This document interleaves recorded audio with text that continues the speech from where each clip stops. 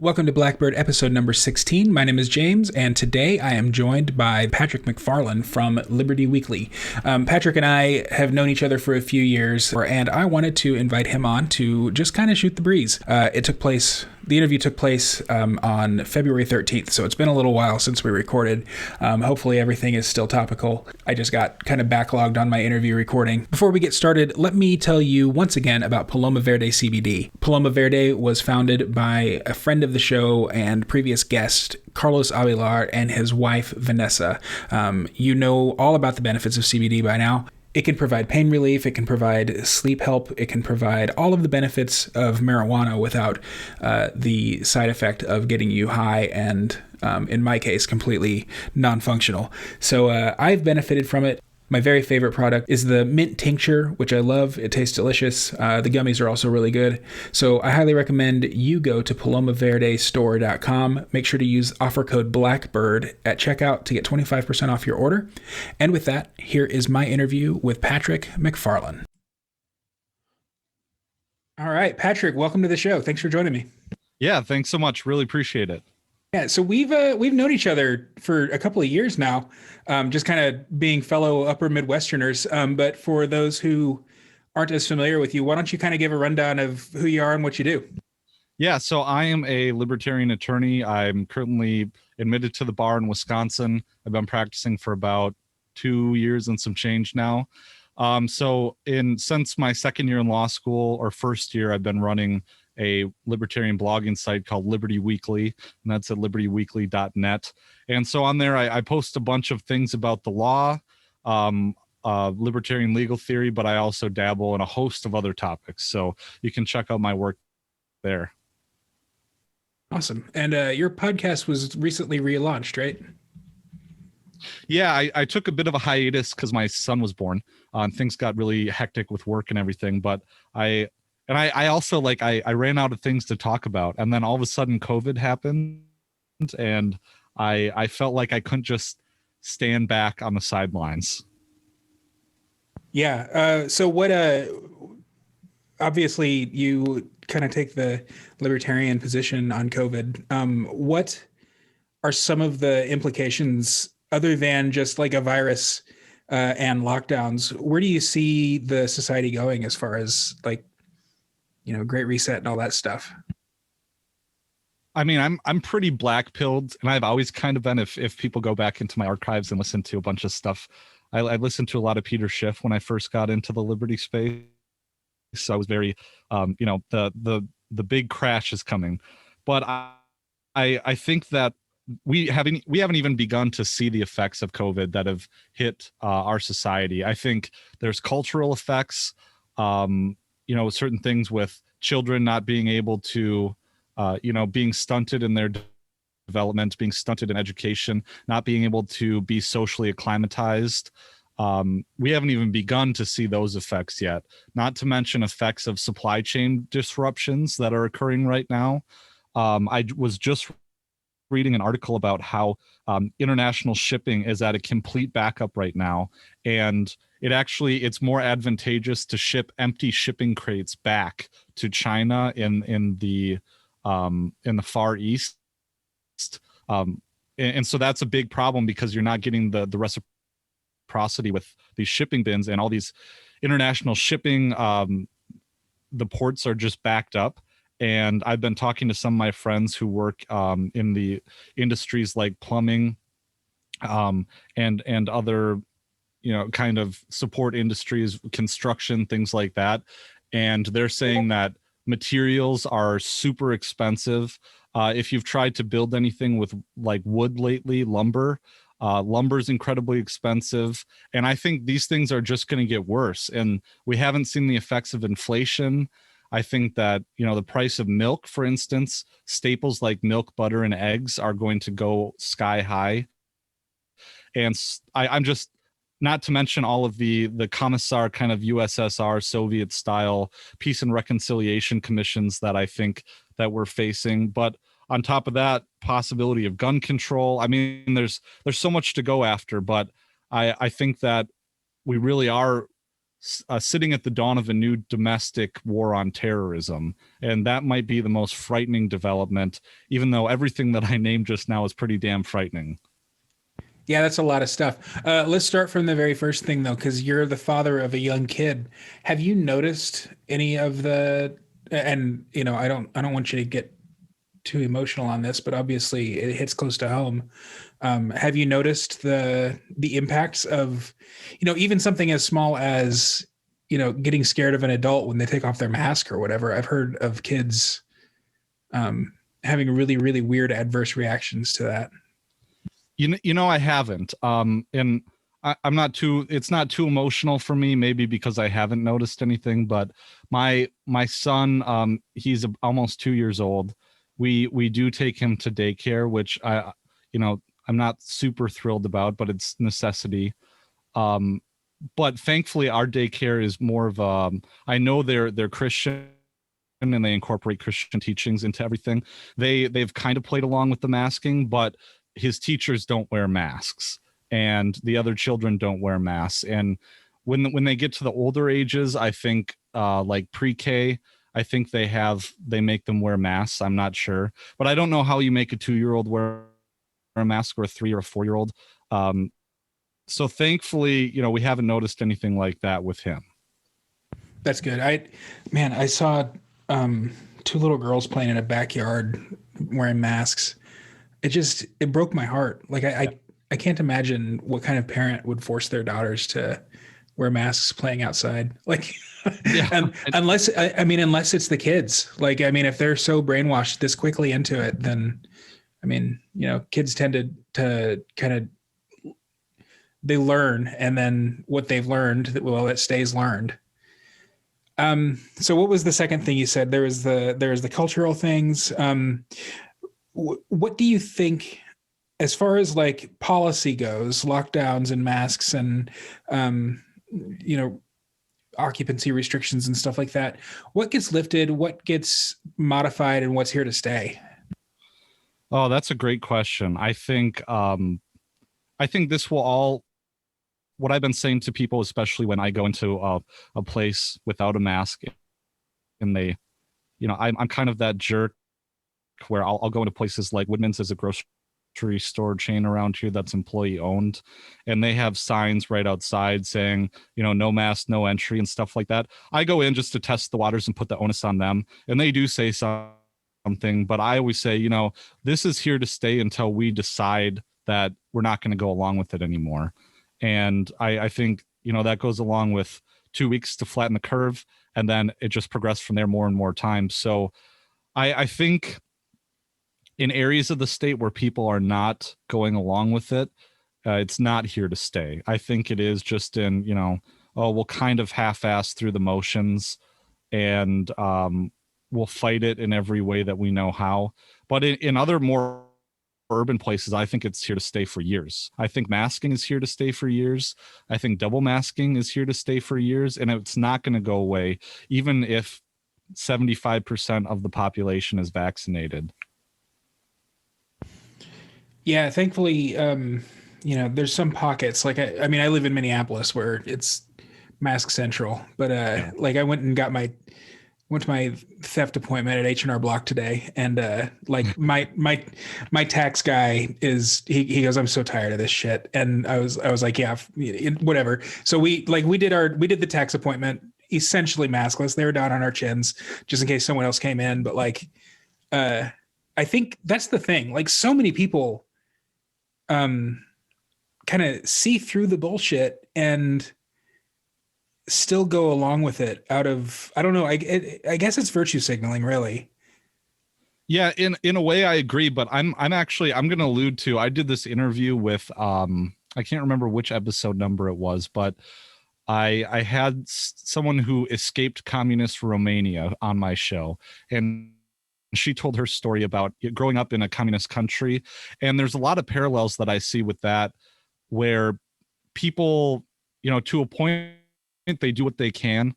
Um, like for instance, so in her country, the only way really to get ahead was to participate in the black market, and there were certain things that you needed out of necessity. And I think that when it comes to the mask orders, there's going to be practicality and necessity that is going to spur people to go against these policies, to go against the mask orders and everything else. When their businesses start failing, when they get to a point where there's certain things that are impractical to do with the mask on or social distancing orders, and it's that practicality that is going to force people to disobey. Are you familiar with the concept of Ketman, maybe? It's a No, I'm not. So apparently it's considered like a mental self-defense. Curtis Yarvin just wrote about it last week, and it's pretty interesting. I think it originates in Islam, where Muslims would pretend to be like Orthodox Muslims in order to avoid persecution, but in real life, behind the scenes, they're quote breaking the rules. Yeah. And I feel like we're seeing a lot of that. Yeah, for sure. And another thing is like this concept of Jack Mormonism. I don't know if you're familiar with that, but the other side of my family, they're devout Mormons, not the most devout, but they follow the practices of the church. They have their recommends, they go to temple and everything like that. But there is a certain subset of Mormons who participate in the culture, but they will, behind closed doors, they are a bit more loose, and they're called Jack Mormons. And I'm not as familiar with it to know if they go to temple and have their recommends and do everything like that. But yeah, I think that's exactly what it is that outwardly you go along to get along, but behind closed doors, and when it really matters, you throw that out the window. So the last part of your answer was about supply chains, which is probably the most practically scary thing. Obviously Austrian economists will frequently talk about inflation as kind of trickling down from the means of production to the consumer goods. We haven't really seen too much of that. Do you think it's coming now? I think I think it's coming down the pipe. I'm not going to pretend that I'm, any kind of expert economist or anything like that, but I think there's a lot of magic that the Fed does to try and hide the inflation. But yeah, in terms of that, we see it in certain specific things. I think we see it in the cost of steel, the cost of lumber specifically. I know that real estate prices are through the roof right now, and I'm just wondering when it's going to show up. And anecdotally, I can say that gas prices are starting to rise, but I think that has more to do with Joe Biden's policies. But anecdotally, I feel like my grocery bill is a lot higher. I don't think I've noticed that yet, which is, I'm sure it's coming. But maybe here in the cities, we've got a little bit more time. I don't really know. And, you never know. Like you said, the Fed magic, especially with MMT kind of becoming a more popular, I guess, and more accepted by at least the political class. It's very convenient for them if they've got infinite money that they can just print. Obviously, it leads to disaster. But do you think that? Nixon's famous for saying we're all Keynesians now. Do you think we're all MMTers now? As a practical matter, yeah, I think so, because you have Janet Yellen, who's at the head of the Treasury. I can't believe that she's back. I should have figured, these swamp critters they hang around and they get into other positions. But as a practical matter, I think we are, in terms of the predominant kind of, theory behind the people at the levers of power. Let's take a second to recognize the fact, though, that we do have our first female Treasury Secretary. So there is that. Yes, we're definitely on top of everything. You know, Janet Yellen, we have our first Treasury Secretary, and yep, we're on it. We'll circle back to that. Yeah, it's good to hear. Good to know. Okay. All right. Well, let's switch gears a little bit. So you recently interviewed Michael Bolden of the 10th Amendment Center, who everyone loves, like literally, except for a few lefty activists. Anyway, but in that interview, you mentioned that you wrote a paper in law school on the Kentucky and Virginia resolutions, which is something that I wanted to ask Tom Woods about. But since I've got you, and you've actually been to law school, why don't you, first of all, tell us what the Kentucky and Virginia resolutions were? Okay, so after the Constitution was ratified, there was kind of a reformation of political lines. So before the Constitution was ratified, it was kind of like, you know, we had the Hamiltonian Federalists and kind of the proponents of more centralized power under the new Constitution, and James Madison was kind of more on the side of John Adams and Alexander Hamilton and those types. And then the Federalists got in power, especially with the second president, John Adams, and the National Bank was really the first thing that came up that really tested constitutional bounds. And once James Madison really realized that Alexander Hamilton and the other Federalists were aiming to exploit the ambiguous clauses in the Constitution, things like the General Welfare Clause, James Madison became concerned, and he kind of left the Federalists and joined up with Thomas Jefferson and the Democratic Republicans. And this is all occurring kind of in the background of the French Revolution, and there was a lot of mistrust going around, and this should sound pretty familiar in terms of the Trump presidency and these allegations of Russian collusion. Well, back then it was allegations of French collusion, and the Federalists really despised Thomas Jefferson and the Democratic Republicans because they believed, you know, that the Democratic Republicans, they favored France. They later changed their minds when they were horrified by the murderous Jacobins, and Thomas Jefferson wrote about this. But at the time, they saw, you know, France was our friend. France helped us through the revolution. A lot of people felt fealty and loyalty to France. However, the Federalist fears were really trumped up, and there wasn't any support. There wasn't any evidence for this, but the Federalists were afraid because the Federalists held power in the country. The Federalists controlled the Congress. They had a Federalist presidency, but Thomas Jefferson was the vice president at the time because the tickets were formed differently, where the second vote became the vice president. So the Federalists were very concerned that the Democratic Republicans would be getting together with the French and starting some kind of a coup in the country and overtaking it. Totally unfounded. There was worries that Thomas Jefferson and his agents would be directing French frigates to land on the east coast of the United States and march on the Capitol. And at the time, the Democratic Republicans, they were printing inflammatory things in magazines and publications and pamphlets across the country against the Federalists. And so the Federalists wanted to pass the Alien and Sedition Acts, and pretty famous, blatantly unconstitutional, blatantly violated the First Amendment. And the Alien and Sedition Acts basically jailed folks for political speech. It also sought to remove immigrants or foreign nationals from the United States. And that was very much targeted towards Democratic Republicans in the legislature who were not citizens. Gallatin, I think it was Albert Gallatin, was the minority leader of the House, I believe, at the time, and this was specifically aimed at him. So essentially, you have the Alien and Sedition Acts passed.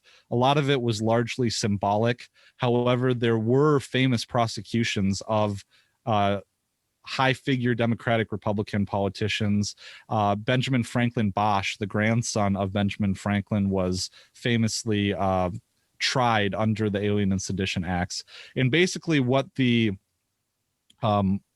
Democratic Republicans did was they used these trials where people were tried under the Alien and Sedition Acts. It was only like 150 people, and there were high-profile trials where the Democratic Republicans used them as political show trials, basically to demonstrate the point of its unconstitutionality. So basically, Thomas Jefferson and James Madison got together, and they were very concerned that the Federalists were exploiting things in the Constitution, exploiting these clauses in the Constitution. And they thought about the different methods that they had designed, James Madison being the father of the Constitution, all these methods. And Thomas Jefferson, I believe, was in France at the time the Constitution was written. So he had an understanding, he's Thomas Jefferson. He had an understanding of the Constitution, but also of the Declaration of Independence. So there was really this fight between the compact understanding of the Constitution and the Federalist version of the Constitution. And the compact being that the separate state, or the several colonies, the states, came together to form a federal government, a general government, and that they delegated very specific and enumerated powers to this federal constitution. The idea being that the states came as separate parties and they came together to form a compact to create the federal government. The Federalists didn't see it this way. The Federalists believe, that all the states were yoked together under this the federal government, and that they couldn't just leave. The power could not vacate from the federal government and go back to the states, in the way that, we have this idea of popular sovereignty where the people delegate their own power to the government for certain specific purposes. If the government doesn't do what if the government steps outside their delegated powers, the powers then go back to the people. And so Jefferson and Madison got together in secret, and they conspired together to write these resolutions that were passed in Kentucky and Virginia. And in these resolutions, they ghost wrote them. They didn't announce or sign their name on it. They articulated their view of the Constitution, and they said, when the federal government steps outside the powers that are explicitly delegated to them, nullification is the rightful remedy. Those are Thomas Jefferson's words. So in that understanding is that the states are duty bound to interpose against unconstitutional laws, and they are to refuse to carry out, they refuse to enforce it. They are to declare resolutions. Ideally, each state who refused it would declare a resolution declaring the act unconstitutional, saying that they would refuse to enforce it, and that was the rightful remedy. And if it went further, Thomas Jefferson said that nullification was an intermediate remedy, whereas secession being the ultimate remedy if a state did not believe in the constitutionality of a specific law or policy, that secession was the rightful answer. So thanks for indulging me in that long answer, but that's the 10,000-foot view of what the Kentucky and Virginia resolutions are. So did those resolutions pass? They did. They passed in Kentucky and Virginia, I believe. How did it happen that the sort of Hamiltonian Federalists, I suppose, sort of like won the day? Did that take until the Civil War, or was that position fairly popular even in the first 20 years?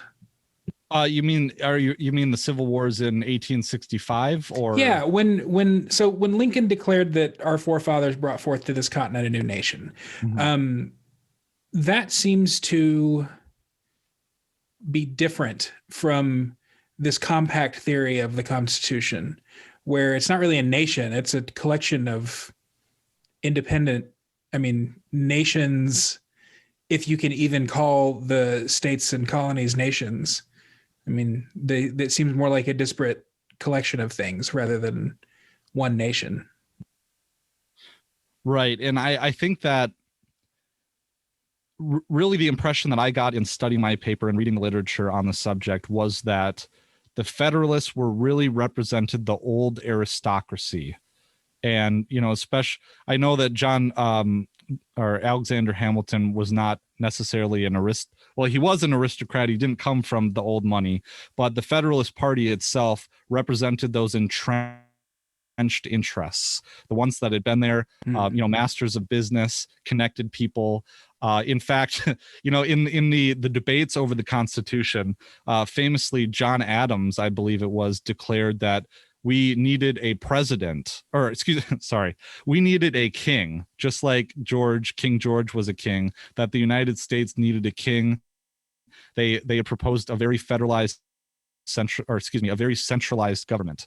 And I believe I had that. I should link to the paper that I wrote about this in the show notes page. Oh, cool. Yeah. Send me a link and I'll post it. Yeah, I will for sure. And so, I mean, that's kind of where it was. There was this certain idea supported by the Federalists and Samuel Adams and Alexander Hamilton. They greatly admired the English system, and they sought to replicate it in the Constitution. It's amazing how history rhymes. I mean, you said that it sounds a lot like the Russia collusion sort of narrative. And I mean, it really does. Like, even down to the point where the Alien and Sedition Acts are, I mean, right now, obviously the Congress isn't passing laws where they're like censoring people and throwing them in jail. But the public square is, banning people from the main channels of communication for saying the wrong thing, speaking against the wrong people. It is crazy. Sorry, go ahead. No, I was just going to ask if you see that as parallel, and also what you think about that. I mean, are Twitter and Facebook just private companies that are, free to censor as they see fit? Are they arms of the state? Are they something in between? I think that there's something in between. And, I think it's fair to say that libertarians don't have, this is a bit of a gap in our understanding and strategy here. It's been said so many times that these tech giant companies, they're in bed with the government. They get handouts from the government. There's questions about where the seed money initially came for like things like Facebook and especially Google. Yes. Yeah. And, you could get into DARPA and all those different things. So I do kind of see them as an arm of the state. I think in our fascist system, and I don't mean fascist system as in, Antifa would imagine it. I mean fascism as literally the Mussolini kind of merger of state and industry. I think that's what we have in this country. But moreover, with I think the answer really is to innovate. And I think that it is a creative way to control speech in the public square is, okay, well, we have all this case law protecting the First Amendment. I wouldn't be surprised if there was an amendment to the Constitution that an amendment to the Bill of Rights saying, to the First Amendment saying, okay, well, hate speech is not protected under the First Amendment. Or they could just create that in case law with SCOTUS. Yeah, I was going to say, you don't really need an amendment when case law is sort of the real supreme law of the land. Yeah, exactly. We could talk about that too, if you want another 15-minute rant. But oh man, rant. What? Well, no, let's finish this topic though. I think, I just from a strategic standpoint, I think that libertarians need to stop thinking of libertarianism as an ism and start thinking of it more as a community that, I mean, sure, we'll welcome all comers. And, I'm trying not to make this a libertarian podcast. And it seems like every single episode is so libertarian heavy. But this goes for any sort of free thinking movement, community of people, whatever. whether you're a Dave Rubin follower or a Murray Rothbard follower or whatever follower, um, creating like innovating does not mean creating the next Google. It means creating something that works better for you than Google. And then, attracting the maybe small number of people who will also benefit from it. I mean, most people are going to continue using Google until Google doesn't work well for them. Right? Yeah, I mean, for instance, I use DuckDuckGo, but I get frustrated because I don't believe DuckDuckGo gives me the results that I want. you know, I don't think it's as good of a search platform, but yeah, I'll harp on library. I love library and Odyssey. And I think that everything is summed up in a tweet that they put out a few weeks ago. I don't know if I can remember it offhand. I'm going to butcher it, but basically it said only describe library is an alternative to YouTube. I'm going to butcher it. Don't compare library to YouTube, because that's like comparing a horse and buggy to an automobile. Yeah. And that's the way I think we need to be thinking. Well, I love Odyssey, and I just wish that I need to develop the habit of linking to Odyssey instead of to YouTube, because I sit here all day with YouTube playing in the background. I work from home, and it's what I do.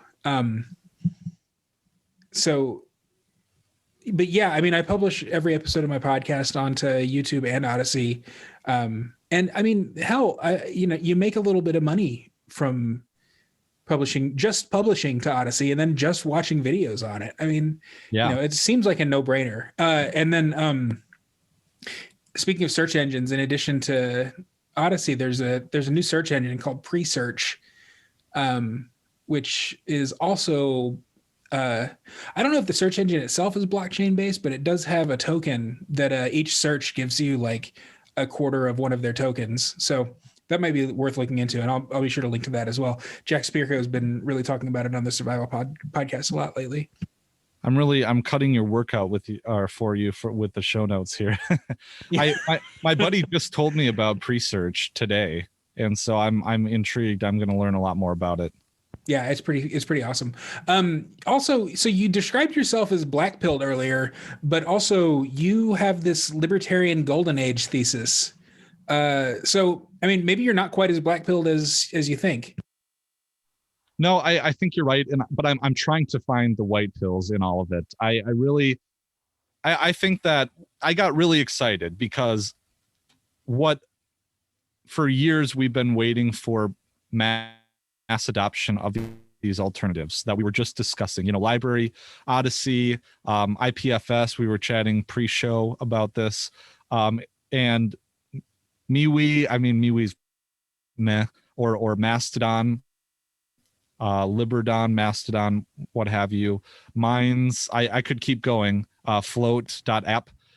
But I got excited because with everything that's been happening, I labeled this the dawn. My article is For a New Libertarian Golden Age, the dawn of an agorist internet. And I really have been identifying people who are voting with their feet in being part of the change and seeking these alternatives, in part because of necessity. But I think there's massive opportunity here, and I would posit that we're really sitting in an era like the Wild West age of the internet. And I think that these things are going to go in cycles. So, if you were on the internet in the early 90s, you were on dial-up, but it was the Wild West. People were on email chains, people were on forums, they were doing all these different things. And information was abound and it was flowing. Now I think that when with big tech, it was the same way when YouTube first came out. You'd have cat videos, and then you'd have 9/11 conspiracy stuff, and you'd have Alex Jones stuff. And I think that we're at an era where people are actually moving into these alternatives, and these alternatives are they're reinventing, like library is a car compared to YouTube horse and buggy. And it's exciting. We're getting in at the ground floor in that. And there's something to be white pilled about and optimistic about there. Well, I just interviewed the founders of Float. The episode's not out yet, but I'm pretty sure I'm going to publish it before this one, so I can probably let all their stuff out. Good. That Float.app right now looks just like Twitter, but they've got all kinds of stuff down the pike. Like I mean, they're tokenizing, so they're going to have their own cryptocurrency, Oh, which good. may or may not be worth investing in. But they're going to have a POS system that is not only for online purchases but for brick and mortar businesses as well. They've already got a sandwich store with 70 locations under contract. They're building a whole movement and a whole infrastructure for e-commerce, regular commerce, social networking. They've got streaming, which even Odyssey doesn't have video streaming yet. They will this week. Oh, really? Or That's next good. week, That's good to yeah. hear. Yeah. So by the time buy your LBC now. yeah. So by the time this posts, that should be in place. So good. I misspoke.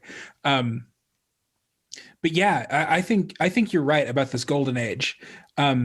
Necessity, what is it? Necessity breeds innovation, something like that. And I mean, what recourse do the authoritarians, whether they're the state or the globalist elite or just your friendly neighborhood misguided BLM activist, what recourse do they have against the geniuses in the room? Well, I think maybe the only recourse they would have is that I do worry a little bit about these new platforms being an echo chamber. Mm-hmm. That being said, I think that James Corbett put this the right way, is that, we're going to be the trendsetters. We're going to create the space. And then once people, get sick of being on, legacy tech platforms, they're going to realize that all the cool kids are doing our thing over here, and they will start adopting it. But when they do start adopting it, it will be a libertarian space that we've created. And I think there's a lot of value in that. That's true. But, I mean, Twitter and Facebook started out nominally libertarian-ish. I mean, and it's still, as awful as he is, Jack Dorsey still has libertarian instincts. I mean, he's all in on Bitcoin, obviously, but also, Twitter is building that. I think it's called Blue Sky, something like that. It's a decentralized social network platform. I think it's similar to Mastodon, where you can kind of build your own social networks based on its engine. So I do wonder what's to stop these so-called free speech platforms from going the way of Facebook if they get too big. Do you think that's a concern? Yeah, I think I think it's always a concern. I think in the same way that, Thomas Jefferson famously, I think it was Thomas Jefferson, is that the tree of liberty needs to be watered from time to time with the blood of tyrants. I think there's a constant struggle between the corrupting forces of power. It's kind of like the Lord of the Rings allegory. I think what they're really trying to do is build it into the code that essentially there will be no possibility of doing that, in the same way that cryptocurrencies are built in. The main thing about Bitcoin is that theoretically it can't be controlled by anyone. And, if these platforms do it right, they could make it that way. For example, library, the library blockchain is public and available to anyone. And if library or Odyssey, if they start censoring people, there's nothing stopping anyone from creating their own instance of Odyssey using the library blockchain to access the content that's permanently on it. Right. So there's a possibility like that. That's what I'm a huge Ethereum fanboy. I guess I'm not like an Ether maximalist or whatever, but I think that Ethereum has even more promise than Bitcoin as far as world changing potential. But Vitalik Buterin, the founder of Ethereum, he's kind of a woke SJW-ish person. Oh. And he's not as bad as, just any run-of-the-mill NYT or CNN journalist, but I mean, he's got woke leanings, and that's fine because the platform that he developed isn't even, I mean, it's not even really a platform. It's just a technology that is universally applicable and completely censorship resistant. Um, and I love that about that. And I love about him that he recognizes that and celebrates it, that even things that he personally finds deplorable, which I find, milk toast, can still exist on his platform. So that's why I think that the decentralized things are, and I don't know much about how decentralized technology works. Like I'm not a technologist. Mhm. So like I don't really know how Telegram and Signal and that sort of thing work. But I do know that when things are distributed among millions and millions of computers rather than in one central location, it's really, really tough to oppress them and suppress them. So that's where I think the most promise is. Do you know much about the interplanetary file system, IPFS, or do you know enough about it to at least kind of describe what the hell it is? Yeah, I think so. I'll take a stab at it. I'm also not a technologist. Yeah. I like to say what my dad likes to say is he has this saying where he's like, I know enough to be dangerous. Which I think has the implication that like I know enough to get in and really screw things up.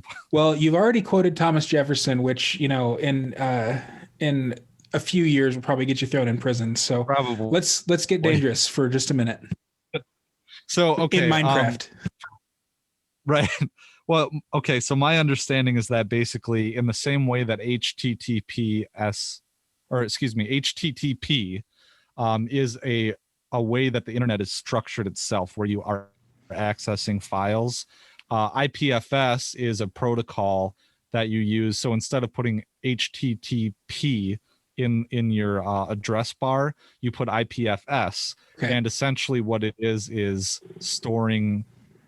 It's a peer-to-peer internet, basically, where you're not accessing files from a centralized server. I believe it's that people are independent, people with their desktop computers are hosting instances of web pages on the whole thing. So instead of having a centralized server, it's that the entire network is hosting internet files. And from my understanding, that's the way the internet was originally meant to be.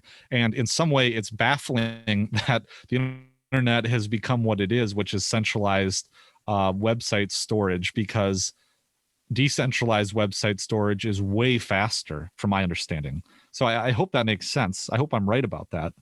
Yeah. Well, and I mean, when the internet was developed, it wouldn't have really been feasible because there were so few computers, and what computers existed just didn't have the storage capacity for that kind of thing. I mean, my very first computer in 1997, so you were a little kid, but I was a seventh Yeah. grader, and it had a 6.5 gigabyte hard drive, and that was huge. Like, how could you ever Yeah. possibly fill 6.5 gigabytes? I did it with porn, but I mean, that was after a few years, and I upgraded to a 10 gig hard drive and didn't need another one until more years after that. So I think that's probably part of it. The technology is just advanced now that in such a way that it's feasible and affordable and workable. I think it is. I do recall, though, I don't know if this was on the Corbett Report or something else, is that he did like a questions for Corbett. I'm a huge Corbett fanboy, by the way. I got a shout out on the Greater Reset during Corbett's like his presentation. Oh yeah. They were gonna take questions from the audience. They only took one question from the audience, and it was me. And it was because I had interviewed Derek Bros the day before the Greater Reset, and so they saw my name and they were like, "Oh, it's James from the Blackbird Podcast who just interviewed Derek Bros." The Derek Bros interview has more hits than any other, like by far, than any other of my episodes. So Wow, that's wonderful. I know it's pretty cool. So Corbett fans, thanks for visiting. Please subscribe. I owe a lot to Corbett, not only because he inspired me to do my show, but episode 14 of my show was entitled Economics, Eugenics, and the Minimum Wage, and he linked to it in one of his subscriber newsletters. Ooh, and that's that got a fantastic. lot of traffic, to my new, so libertyweekly.net/14. I'll always remember that. So I haven't listened to it yet. I didn't start going down that rabbit hole until I heard Monica Perez on the Dave Smith show. Part of the problem. So Monica was sort of I mean, she wasn't my red pill. I would say that Tom Woods and Lou Rockwell are my red pill, but Monica Perez was my like, I don't know, rabbit stew pill or whatever. Down the, and I hesitate to call it even conspiracy theories. Mhm. I mean, it's not like James Corbett is going on and, talking about the Freemasons and the Illuminati and stuff. He's talking about real life stuff. Monica Perez is just analyzing the news. It's no different, as far as I'm concerned, to Scott Horton, who just connects dots. Yeah, and I love James's, the whole idea of his show. He had one of his first interviews. He was on the Ripple Effect podcast, and he always, I don't know, he points to that to say, okay, this is what the Corbett Report is all about, and this is what my idea is of like who runs the world and everything. He said basically what his show is open source intelligence news, is that you'd be amazed at what is open. Intelligence agencies across the world, they get their intelligence from open sources. You'd think it's some kind of cloak and dagger clandestine intel they're getting. In fact, usually that information is false, and they end up, blowing up the wrong village or bombing a wedding. But I digress. So that's what the whole idea of the project is. So, well, and that kind of brings me to a conversation you had with Keith Knight here recently, where you mentioned that your grandfather was John Bircher. Oh yeah. So I didn't know much about John Birch until I saw Jordan Peterson here in Minneapolis live. And it was the one time he ever had a heckler for his entire that world tour he did that was cut short by his mental illness and his wife's cancer. But someone stood up during his presentation and said, "This is all John Birch propaganda." And I had no idea what John Birch was. So was your grandpa like a conspiracy kook, or were the John Birchers, were they legit? So my grandfather was a bit of a conspiracy kook. I mean, granted, he died when I was a year old. So my greatest wish is to sit down and have a 6-hour conversation with him. However, that's not possible. But the John Birch Society was started in Appleton, Wisconsin. And I didn't know that. Yeah. So it's interesting about that. But so I mean, they're described as radical and far right, but I mean, they essentially what they are very radical anti-communists. And in a way, you could say that they were, they were involved with McCarthyism in a certain way. They're kind of paleo-conservatives, but they're anti-war. And, they have conservative values from what I understand. But yeah, I think G. Edward Griffin is a John Bircher, or at least he spoke a lot at John Birch events. There's a lot of talk about, the Federal Reserve and like the creature from Jekyll Island, stuff like that. Now, I'm not aware that I don't believe it gets into anything about a Jewish conspiracy specifically. But I mean, it's your run-of-the-mill New World Order kind of federal or anti-Federal Reserve kind of stuff. Sure. So are they known for being anti-Semitic or Jewish conspiracy theorists? Like I said, I know nothing about them. So yeah, I mean, to be honest, I have not done a whole bunch of researching into the John Birch Society. I always figured that, well, Thomas Massey was a John Birch Society. Sure. And he's the best congressman other than Ron Paul. Oh yeah. I totally agree. Centuries. Totally agree. I would say their detractors say maybe that they are, you know how, if you're anti-banker, Dude, I mean, everybody's Birch anti-Semitic. was. I get it. Like, Yep, exactly. So I think so, and I have some of his old pamphlets that he would hand out, and I'm holding one in my hands. It's called, I mentioned this on my other show, but it's called Billions for the Bankers and Debts for the People.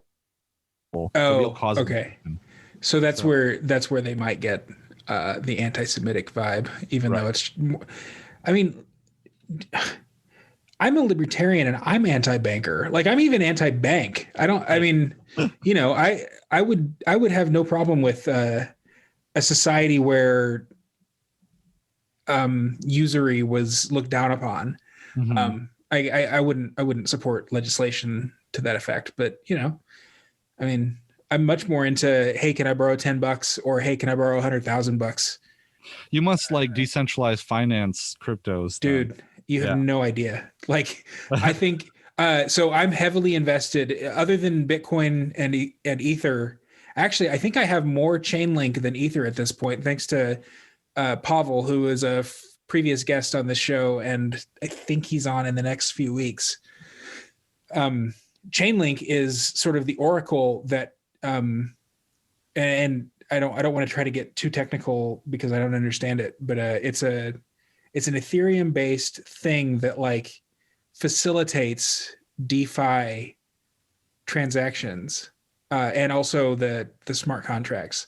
Don't quote me, but yeah, DeFi to me is like the wave of the future. I think it's so awesome. Oh yeah, I'm very excited at that. Um, I'm very excited at the prospect of, I'm staking, I got in on Cardano before when it was still like 30 cents. Excuse me. I got in when it was like 20 cents, and now it's pushing $1. And I'm very happy, but from my understanding, Cardano is kind of the same idea. I think it's in competition with Chainlink. Yes, I've heard that. But for those who aren't familiar with decentralized finance, I think it's basically the idea that people stake their Cardano or they stake their cryptocurrency, and anyone who's applying for financing or a loan, they take out your staked Cardano or DeFi, right? Am I right at that? Don't get me talking about that. I have no idea. Well, the whole although yeah, there's another like there's a app called BlockFi where you can actually just put your crypto into this sort of pool, and I mean it's basically just you're issuing loans, and I think I might have an affiliate link to that. Well, send it my way because I want to get a BlockFi account. However, I'm a little concerned. It's like, I signed up for Bitrex, so I'm on the Bitrex exchange, and I signed up like 4 years ago. I just don't want to give out my ID, to so many people. Yeah, that's the problem with living in the United States is that, I mean, the KYC laws here are insane. Mm-hmm. Like I was saying earlier, I was at my tax appointment today, and the guy was talking about crypto trading, and it's totally legal to do overseas trading. It's just you have to report everything. And I'm really scared of like what my tax bill is going to look like if I get into trading or staking or any of that stuff. I mean, you're not a tax attorney, but do you know anything about that? Nope. Okay, good. And well, maybe I have to worry about it too, because I know on last year's taxes they asked, do you hold or trade cryptocurrency? Yeah, that was on today's too. That's why I was a little bit worried about it. The way that Pavel, my crypto coach, is what I call him. The way he does it, he really tries to skirt around tax laws, and I'm terrified to do that. Yeah. I mean, he trades with a VPN, looking like he's overseas, and he just holds everything. He never cashes out. And to me, it's like, what's the point if you're going to be a full-time crypto trader and not cashing out? Well, I think, and you'd have to, I mean, in order to cash out, you'd have to either, report it and pay your taxes or launder it somehow. And I really don't want to get murder laundering, or I mean, a money laundering charge. No. Well, and I think that what is this? In the Matrix, I love the Matrix, and I mention it way too much. Um, I think in the Matrix, Neo turns to he's talking to Morpheus, and I apologize if you're not familiar with the Matrix at all, anyone in the audience. But he turns to him and he says, are you saying that? Are you saying I'm going to be able to dodge bullets like the agents do in the Matrix? And Morpheus turns to Neo and he says, "No, Neo, I'm telling you that when you're ready, you won't need to dodge bullets." And the point of that being is that, well, you'll hold your cryptocurrency and you won't have to worry about it in the future because you'll be able to buy everything that you need with your crypto instead of fiat. Yeah, but you know what? I right now have a job that I love my job and I love my employer, but I would much rather be, living free. So that's one way to live free is being a trader. So anyway, that's really neither here nor there. I just got access to my BlockFi account. I had to reset my password. If I have an affiliate link, I'm going to send it to you and I'll put it in the show notes as well. Good. So you also have talked a lot about the Gestapo, and sort of how they, I don't know, they were sort of the enforcers, right, of like the thought police or whatever in Germany, and so and Nazi Germany. Is that about right? Yeah. I mean, I think I've read some literature saying that we get the impression in revisionist history that the Gestapo was a huge police force. However, there really wasn't that many of them in terms of numbers, but they mostly ruled through fear and their reputation. And so from the research that I've been able to do, it really looks like what their tactics was to make the bark worse than the bite. Although the bite was pretty bad, but it was the bark itself that is what helped enforce the policies. So we're recording this on the 13th of February, and so this week the big story has been Gina Carano and her tweet about how the lead up to the Holocaust was not just Hitler seizing power and then all of a sudden kidnapping all the Jews. It started out with like a community movement. Yeah, and I mean that's really the saddest and most terrifying part about the Holocaust in a way, in my opinion, is that as bad as the SS were and as bad as the concentration camps and all that was, it was really the story of an untold story in a way, is how the SS was able to turn groups,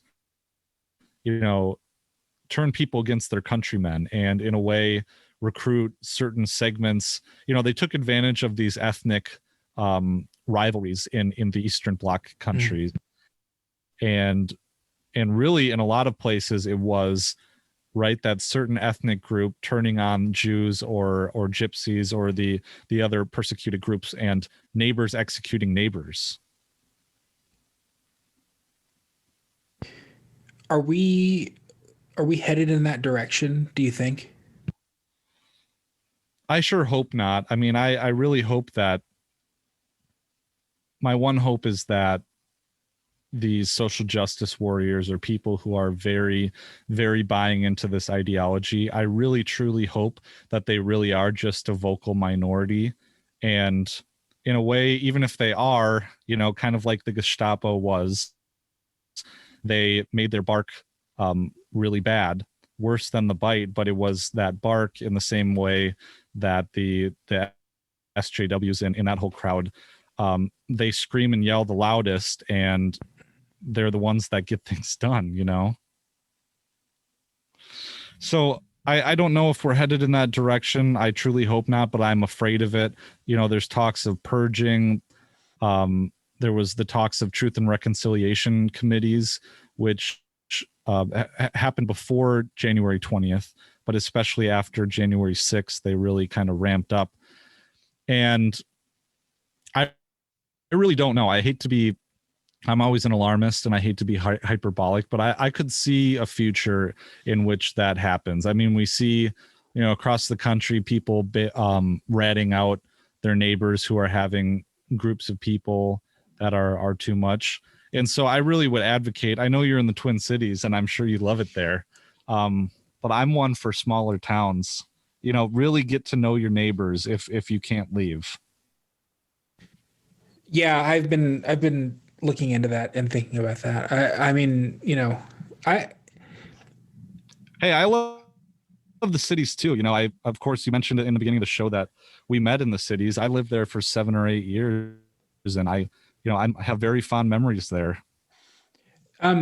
yeah, and I guess I've got the added benefit that I'm, quote, a member of the LGBT community or whatever. Mhm. And genuinely, I very much enjoy the company of people who are behind the scenes, not as SJW as they seem in public, which kind of gets back to what we were talking about earlier about the just sort of play acting at your orthodoxy. Uh, so there is that. But yeah, I've definitely been seriously considering trying to find a plot of land, if only for the, I love the idea of like being the upper Midwest's, the farm where people have the next Woodstock or even Yeah. just the next Pork Fest. You know what I mean? I love that idea of being like the event host. So yeah, I've been looking into that. I've been looking into the idea of buying a few acres if I can swing it financially. But again, that gets back to making money. So Right. Well, I mean, if anything, to have a bug out location, or you live in the cities, but if things really go bad, I don't know, just an idea. well, and I've got bug out locations. That's not a huge deal. And actually, my bug out locations are also happen to be gun nuts. So that's pretty great Awesome. because yeah, I'm not super well armed either, which Yeah. is kind of heresy in our circles. But there we go. Um, back to like the snitch culture, the well, I guess it's the Gina Carano thing. Um, she did draw a parallel between Jews and, I mean, ostensibly she was talking about conservatives. Do you think that conservatives or those on the right are in danger of eventually being legitimately persecuted? Um, in some way, I think we're already there.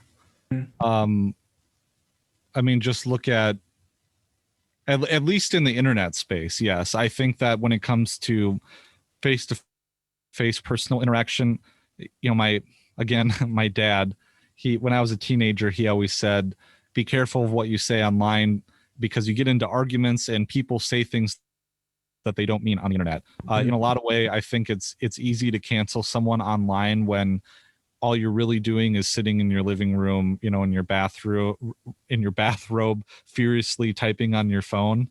But it's another thing, you know, to make a direct comparison to Gina Carano's tweet. It's another thing to run, chase your neighbor through the street and to throw bricks at them.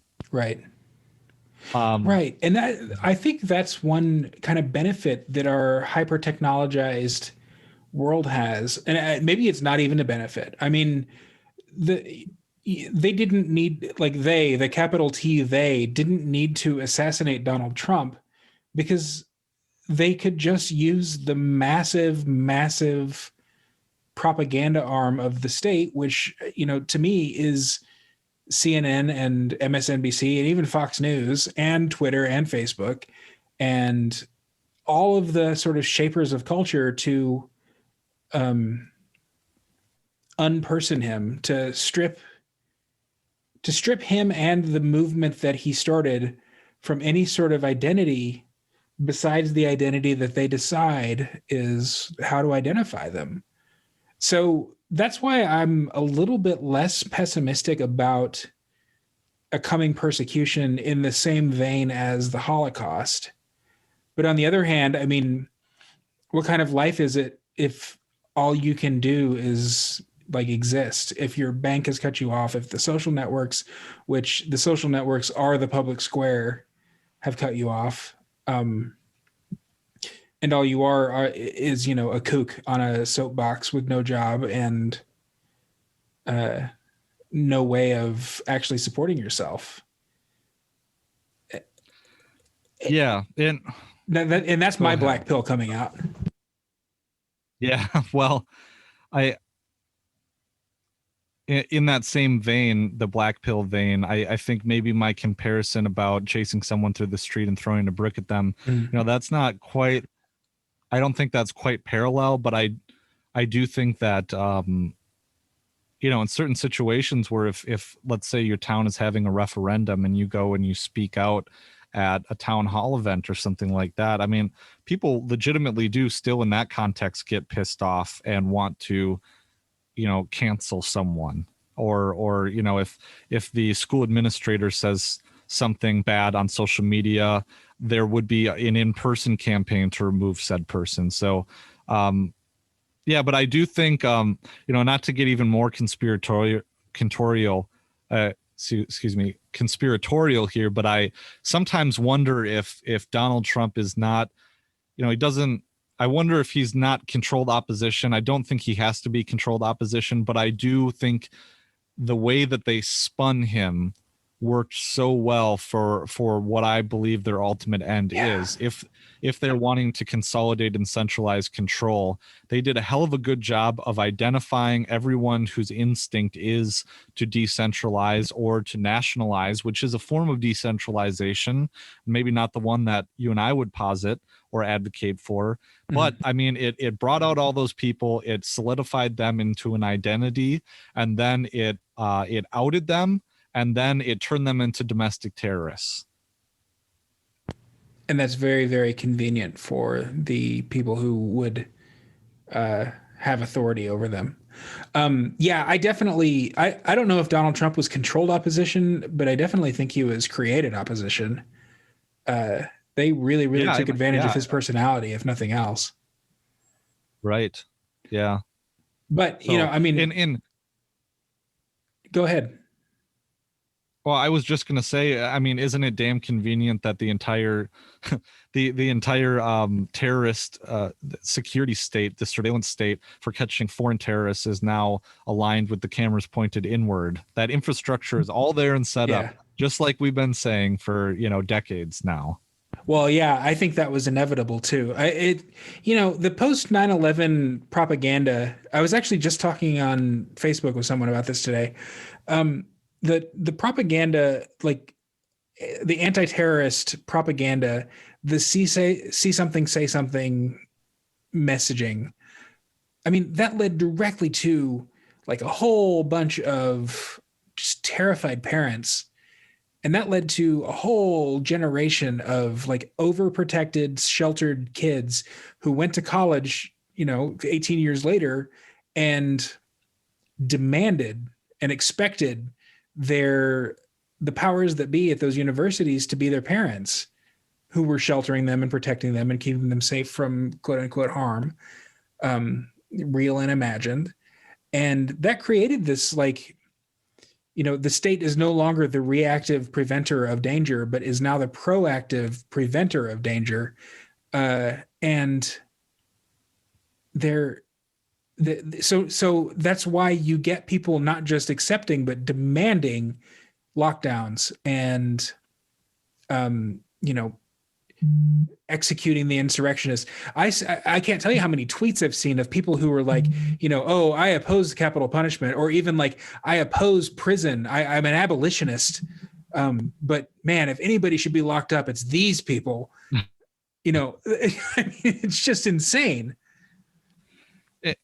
Yeah, and I mean, I can speak freely about this now, but at my old job, my bosses were very much in this narrative, and they were, you know, they're boomers, and I don't mean that in a derogatory term. That's literally what they are. True. And you know, they eat everything up in terms of this CNN and all the news media cycle. I mean, what, it amazed me. I mean, Anthony Fauci went on saying that, oh, maybe you should wear 2 masks. And then the next day they come in saying, well, they're saying we need to wear 2 masks. So everyone needs to wear 2 masks in the office now. Yeah. And it's insane. And, I'll tell you again, my aunt works at a local community college, and you will not believe, she works in the department where people will come in and ask, like technical help. So students call in and they're asking for things, and it's like the registrars send out an email saying, okay, you need to do A, B, C, and D in order to register for classes, and this is how you do it, or this is how your financial aid is going to work. We're going to pay your tuition first, and then you get the refund check. And they get voluminous calls every single day about, oh, I got this email, what do I do? Or, oh, I need to register for classes, what do I do? And it's okay, well, it's literally is in the email. And it's not just 20-year-olds. No, right. It's not just 18 or 20-year-olds. I mean, it's older folks too. 40, 50, back to school people. It's, yeah. Wow. Yeah. I mean, it's sort of a mix between like instant gratification, expectation, and just the expectation that we will be told exactly what to do. And if there's any sort of necessity to do any work prior to being told what to do, then we're not, including reading an email, which is work. We're not going to do it. Right. Yeah. Well, it's interesting too, because, I'm not exempt from this. And I think me neither. One of the challenges, right. One of the challenges of being a lawyer is that, and why I think, generally speaking, millennials aren't the best lawyers, just as, in collectivist terms, is because being a lawyer is like you have to be able to figure out the answer for yourself.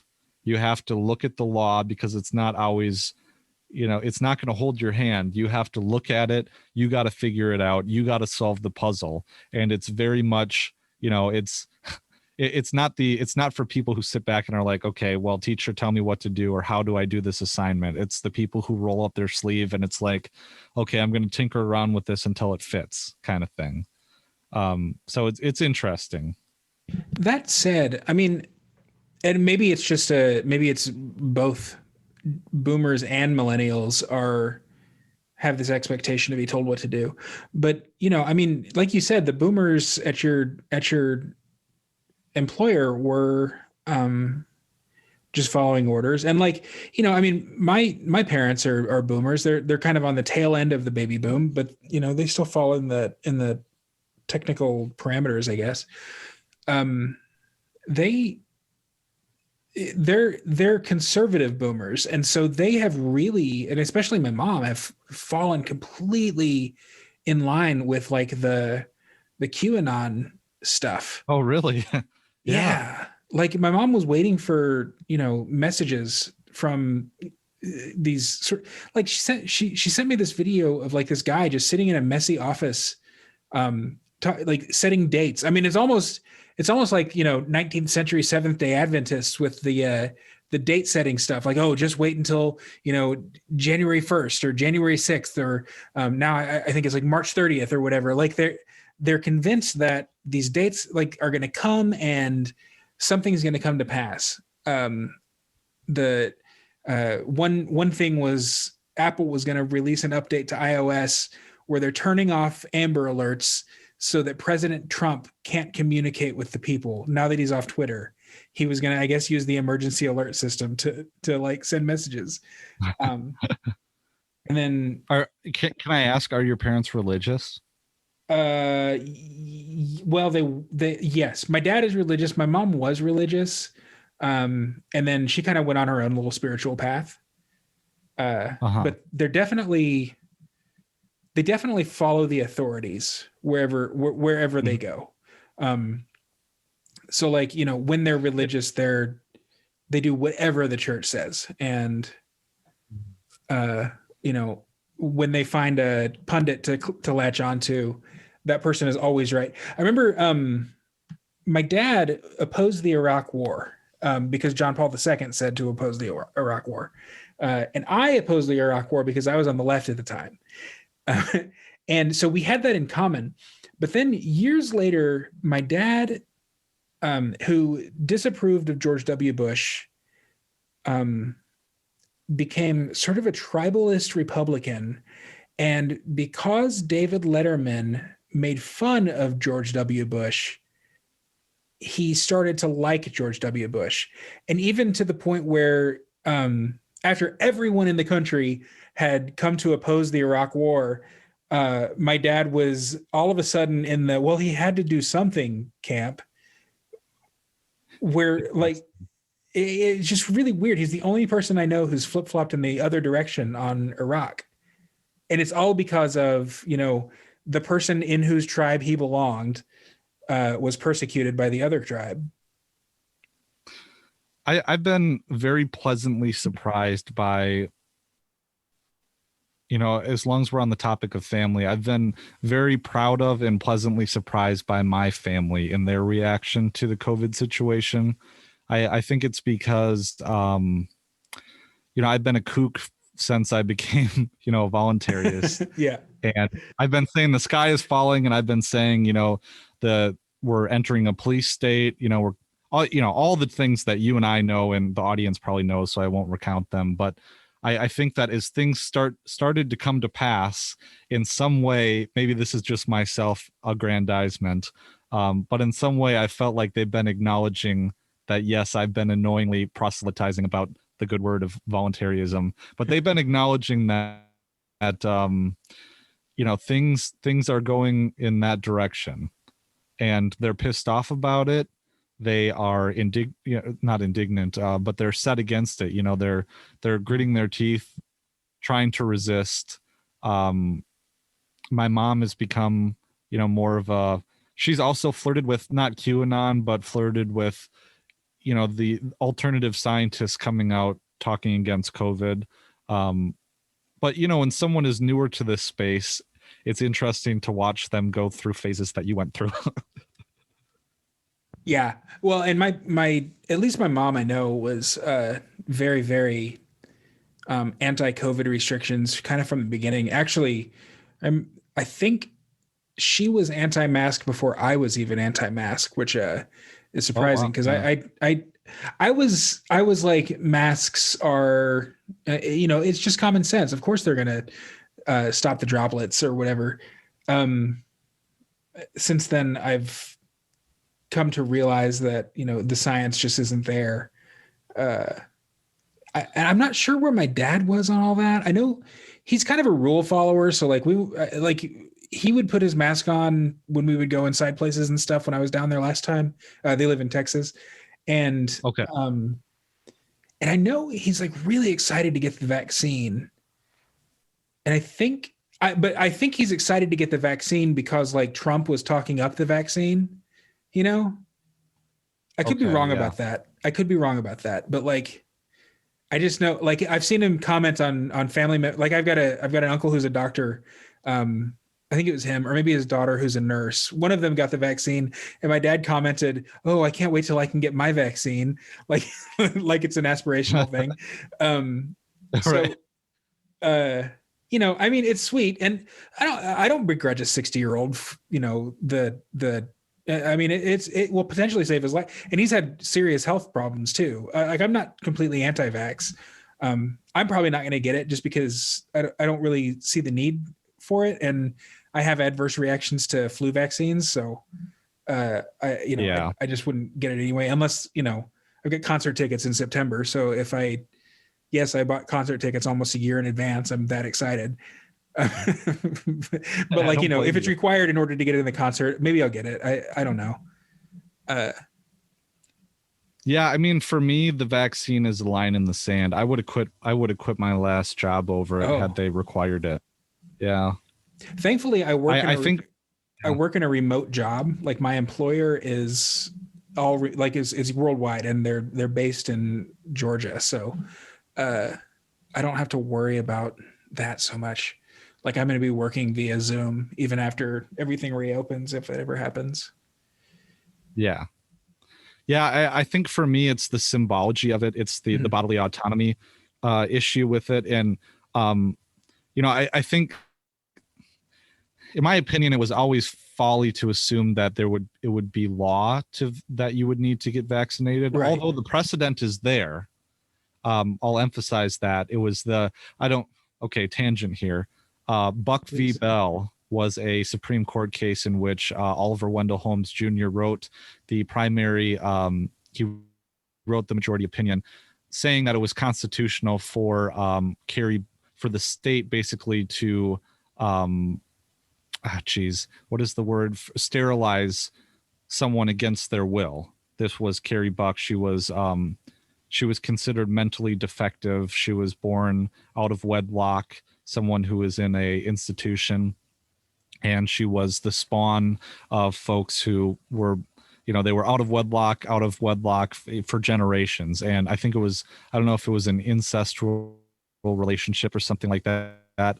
But Oliver Wendell Holmes Jr. wrote the opinion that allowed the state to sterilize her. I'd encourage everyone to read the opinion. If we can throw it in the show notes page.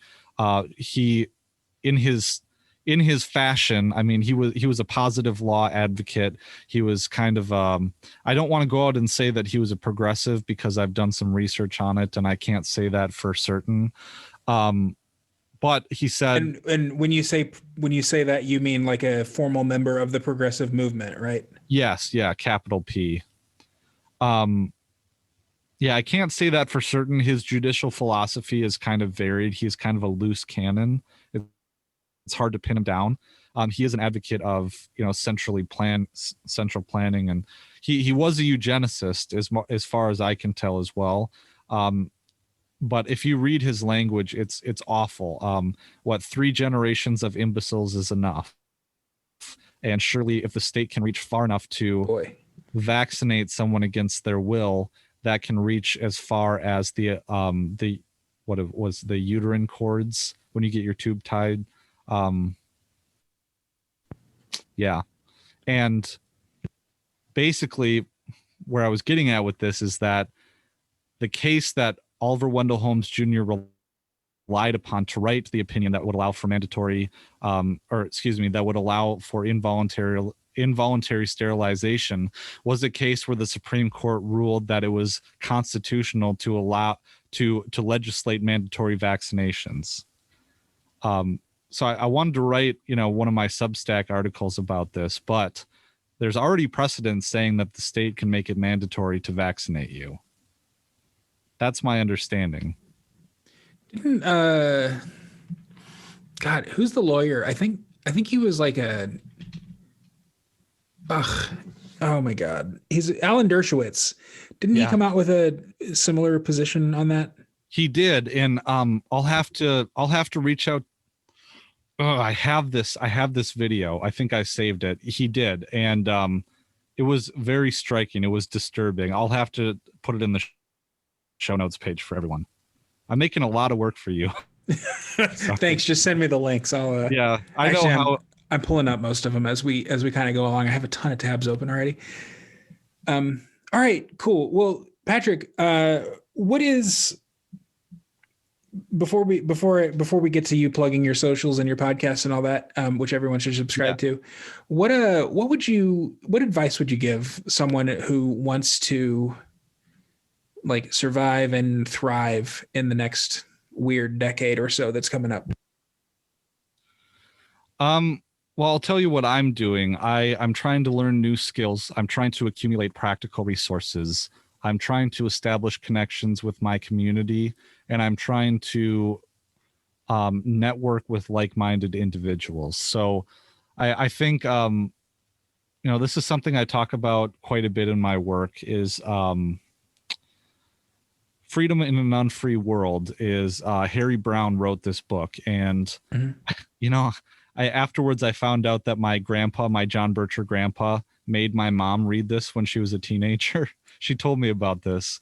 But he said, there's so many ways that the state controls you without even controlling you overtly, like with legislation.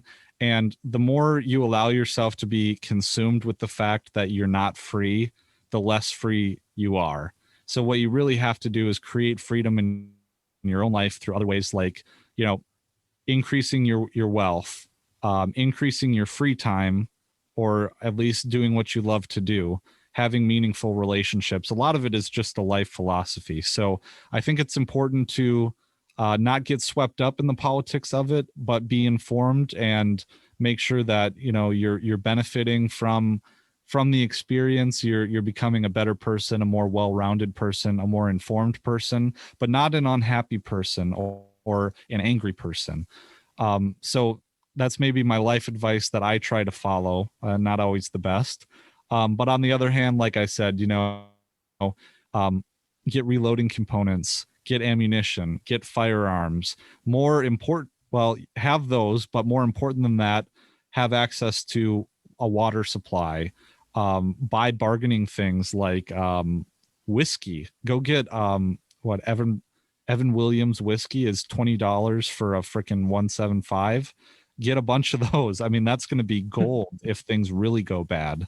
Cans of tuna, all the prepper stuff. Know that essential household items are going to be just as valuable if things really go south as cryptocurrency or fiat currency or even gold bullion or silver. So that would be my advice, aside from learning practical skills and networking with your neighbors and friends. Awesome. Thanks. And so that being said, where can people find you? Yeah, so everyone can find me at libertyweekly.net. I'm on almost every social media platform you can conceive of. Instagram. I would point everyone to the alts, actually. MeWe, Minds, Float.app. Subscribe to me on Library, libertyweekly.net/LBRY. That's an invite. We'll both, if you make an account, we'll both get the 8 LBC, the cryptocurrency it runs on. So find me on all those. I'm also on Substack, libertyweekly.net/Substack. So I really appreciate you having me on, man. I really, really enjoyed this conversation. Yeah, totally. It was good to talk to you again. All right. Thanks again to Patrick for joining me today. Thank you for listening.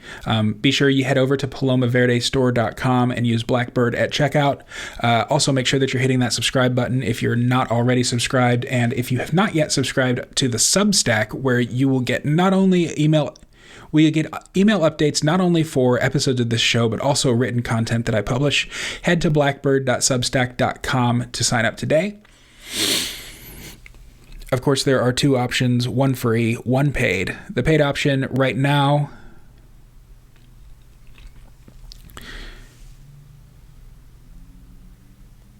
if you sign up for the free option, you will get every episode of the show and every publicly facing and every public piece of written content that every piece of public written content that I produce.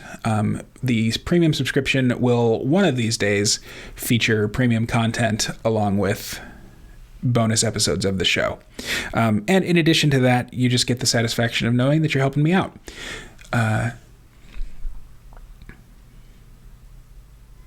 So thanks again for joining today. Thanks again for sharing the show. And until next time, live free.